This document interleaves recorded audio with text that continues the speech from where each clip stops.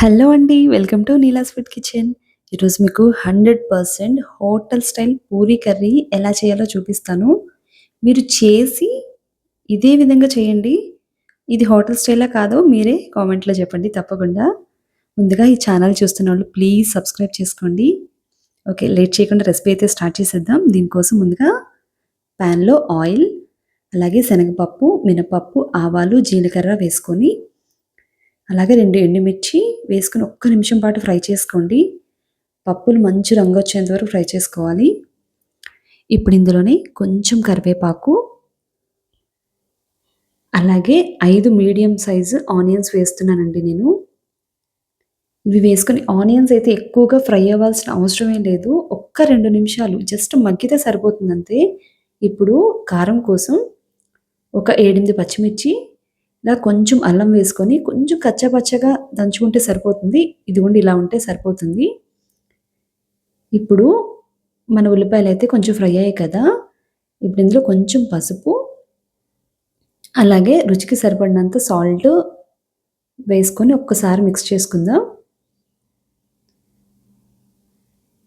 ఇప్పుడు మనం దంచుకున్న పచ్చిమిర్చి, అల్లం పేస్ట్ ఉంది కదా! అది కూడా వేసి ఒక్క నిమిషం పాటు పచ్చివాసన పోయేంత వరకు వేపుకోవాలి.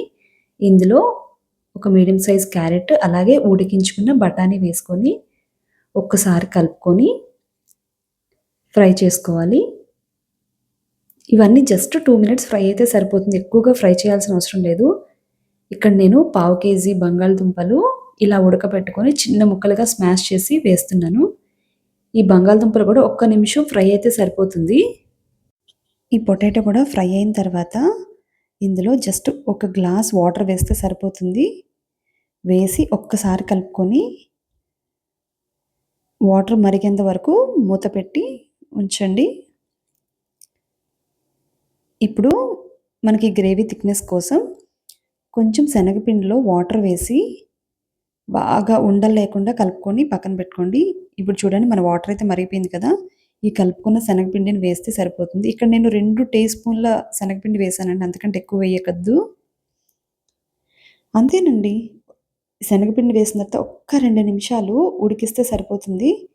ఇప్పుడు కొంచెం కొత్తిమీర వేసుకొని వేడి వేడిగా పూరితో సర్వ్ చేసుకోండి. నిజంగా హోటల్ స్టైల్ కంటే బెస్ట్ కర్రీ అని చెప్తానండి.